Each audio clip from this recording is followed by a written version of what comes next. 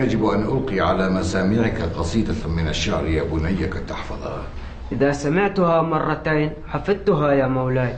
لمرتين فقط، عظيم. وأنت يا أم ليث؟ 3 مرات يا مولاي. عظيم. وأنا أحفظها من مرة واحدة فقط. إذن للشعر بالدخول. إذن للشعر بالدخول. السلام على مولاي أمير المؤمنين. عليكم السلام ورحمة الله وبركاته. هل تعرف الشرط يا بني؟ أجل يا أمير المؤمنين، وإني لشاعر فحل. فحل؟ ما فحولتك؟ نظمت قصيدة طويلة. عظيم. فإن كانت من قولك جزيناك عليها، وإن كانت من منقولك لم يكن لك عندنا أي شيء. إنها لي. عظيم. هاتي أسمعنا. إن الخلافة مذ كانت ومذ بدأت مرسومة بفتى من آل عباس، إذا انقضى عمر هذا قام ذا خلفا، فلاحت الشمس وامتدت على الناس، فقل لمن يرتجيها وغيرهم سفها، فقل لمن يرتجيها وغيرهم سفها، لو شئت روحت كرب الظن بالياس. كفى كفى يا بني. هذه قصيدة لابن الرداد وأنا أحفظها منذ زمن. إن الخلافة مذ كانت ومذ بدأت مرسومة بفتى من آل عباس، إذا انقضى عمر هذا قام ذا خلفا، فلاحت الشمس وامتدت على الناس، فقل لمن يرتجيها وغيرهم سفها، لو شئت روحت كرب الظن بالياس. سبحان الله يا مولاي، يتشابه من الشعر البيت والبيتين، أما قصيدة كاملة أقسم لك يا مولاي. لا تقسم، لا تقسم يا بني، لا تقسم. لدي من يشهد على هذا. يا غلام.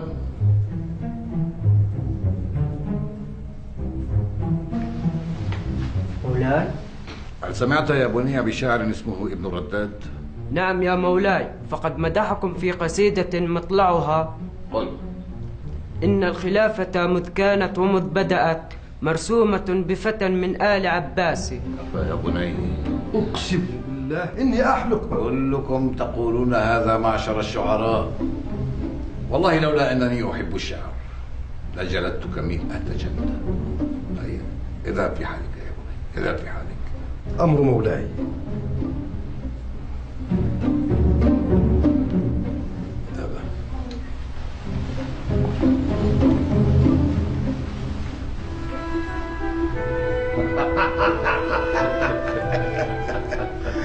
والله لقد قال قصيدة جميلة.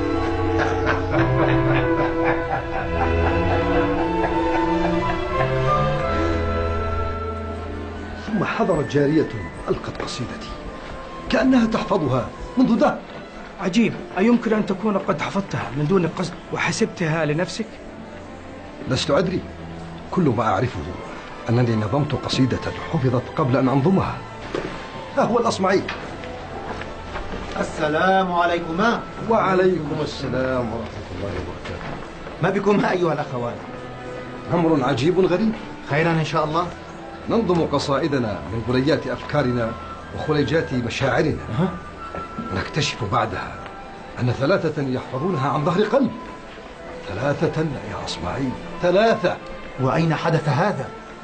في بلاط أمير المؤمنين. في بلاط أمير المؤمنين؟ أجل. لابد أن في الأمر نقشا وحيلة. السلام عليكم. وعليكم السلام. أفكر عن باب يا مولاي. هل يعرف الشرط؟ نعم، علمته بالشرط يا مولاي. حسنا، فليدخل.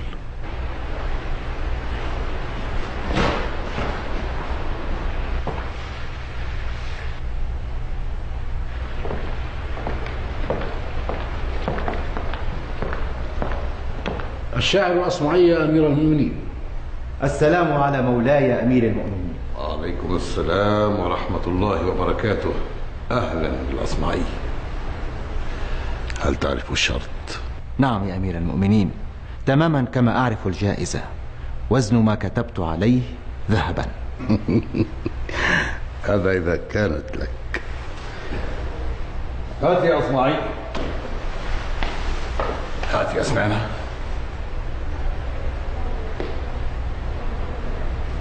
صوت صفير البلبل هيج قلبي الثمل. الماء والزهر معا مع زهر لحظ المقل. وأنت يا سيد لي وسيدي وموللي. فكم تيمني غزيل عقيقلي. قطفته من وجنة من لثم ورد الخجل، فقال لا لا لا لا، وقد غدا مهرولي. والخوذ مالت طربا من فعل هذا الرجل، فولولت وولولت ولي يا ويل لي. فقلت لا تولولي وبين اللؤلؤ لي. قالت له حين كذا انهض وجد بالنقل. وفتية سقونني قهوة كالعسل لي. شممتها بأنافي أزكى من القرنفل. شممتها بأنافي أزكى من القرنفل. في وسط بستان حلي بالزهر والسرور لي. والعود دنا لي. والطبل طبطب لي. طب لي. والسقف سقسق لي. والرقص قد طاب لي. شوى وشاهشي على ورق سفرجلي. وغرد القمري يصيح ملل في مللي. لو تراني راكبا على حمار أهزلي يمشي على 3 كمشية العرنجل. والناس ترجم جملي في السوق بالقلقلل. والكل كعكع خلفي ومن حويللي. ولكن مشيت هاربا من خشية العقنقل إلى لقاء ملك معظم مبجل. يأمر لي بخلعة حمراء كالدم دمدملي. أجر فيها ماشيا مبغددا للذيلل. أنا الأديب الألمعي من حي أرض الموصل. نظمت قطعا زخرفت يعجز عنها الأدب لي. أقول في مطلعها صوت صفير البلبل. ما رأيك يا مولاي؟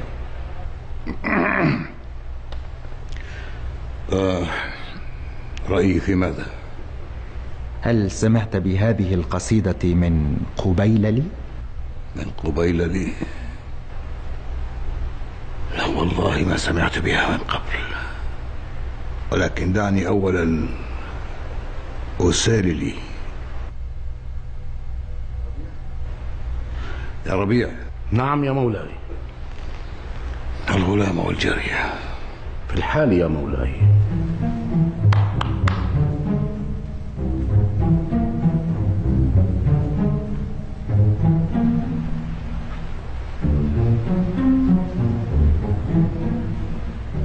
هل سمعتما بقصيدة مطلعها صوت صفير البلبل؟ صوت صفير البلبل هيج قلبي الثمل. ولي اصمت قبحك الله. وأنت؟ قطعا يا مولاي. ضرب عن وجهي. هيا.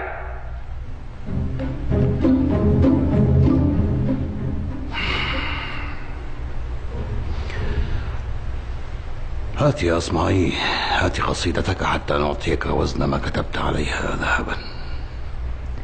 المعذرة يا مولاي، ولكني لم أكتب قصيدتي على ورق. فعلى ماذا كتبتها؟ ورثت عن أبي عمود رخام، فنقشت عليه قصيدتي وهو على ظهر ناقتي لا يحملها إلا 4 من جنودك. عمود رخام؟ نعم، لا أذكر أنكم اشترطتم كتابة القصيدة على ورق. نعم. يا ربيع. نعم يا مولاي.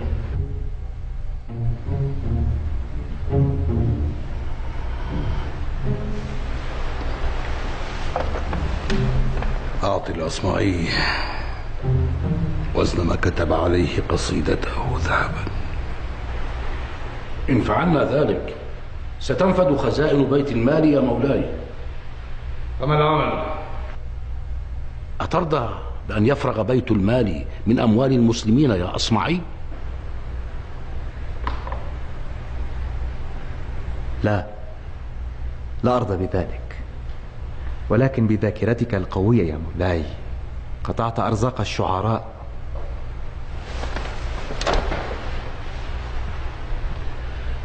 فماذا إذن؟ أتنازل عن حقي يا مولاي، ولكن بشرط واحد: أن تعطي الشعراء حقهم في قولهم ومنقولهم.